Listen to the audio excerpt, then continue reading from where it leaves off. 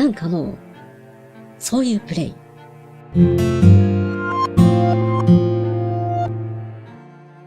はい、皆さんおはようございます。会えない時のために、こんにちは、こんばんは、おやすみ。どうも私です。つかみの一言も思いつかないので、パクリでお送りいたしました。そして今回はですね、エントラップメントです。なぜ今？そうです。午後のロードショーです。配信サイト全盛にあっても、不意打ちのような映画との出会いは大切にしたいものです。たとえ見たことのある映画でも、テレビ放送をきっかけに見直すのもいかがでしょうか。それで、エントラップメント。お話は、老練な大泥棒のショーン・コネリー。腕は立つが偏屈な彼に、新進気鋭の若手、キャサリン・ゼタ・ジョーンズが大仕事の話を持ちかける。水と油の両人は、いがみ合いながらも師弟関係を築き上げ、難攻不落のセキュリティを突破して盗みを働く。というね、1999年の映画になりますが、ミッションインポッシブルに影響されたような、盗む映画ですね。ケイパームービーなんて言ったりしますが、チームが特殊能力を持ち寄りお宝を盗み出す。やはり日本人に一番馴染みが深いのは、ルパン三世みたいなやつ。こちらのエントラップメント、他の作品と違うのは、二人の男女の距離感に注目しまくったというところだと思うんです。なんならチームは二人っきりです。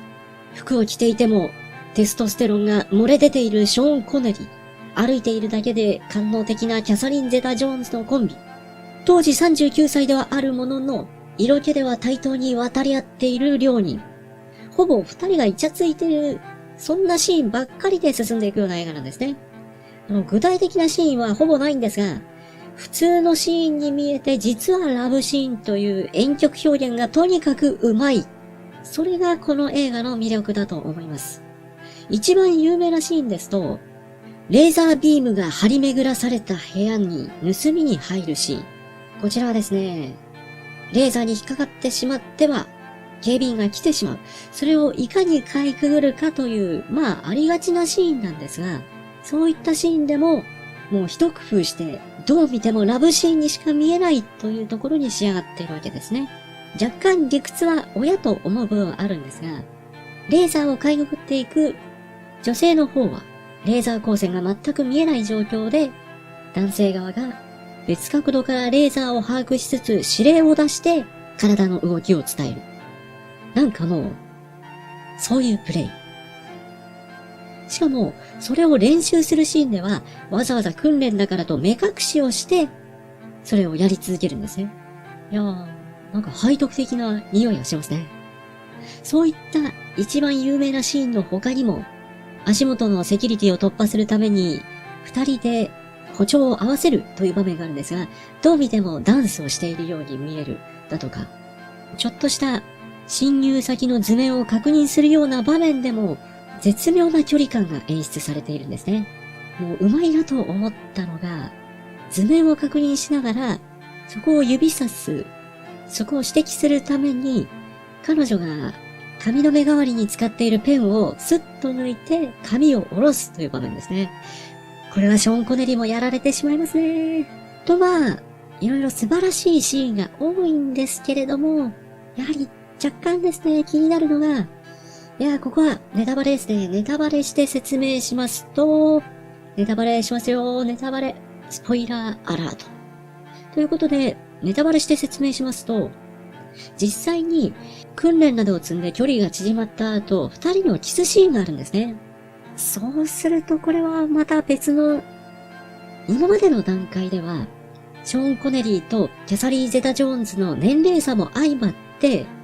師弟関係の深さはあるんだろうけれども、恋愛感情はあるのかな、ないのかなという微妙なバランスを、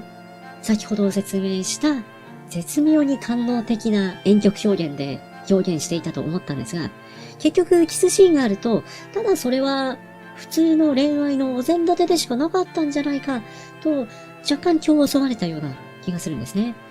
実はこの映画、ゴールデンラズベリー賞、端的に言うとダメな映画に捧げる賞で、ワーストカップル部門を受賞してしまってるんですね。おそらく私の視点ですが、このキスシーンのせいで、ワーストに選ばれてしまったんじゃないかな、と思っております。いや、確かにあのキスシーンは、年齢差も相まって、妙に不格好なシーンにはなっていまして、まあ見方によっては、それが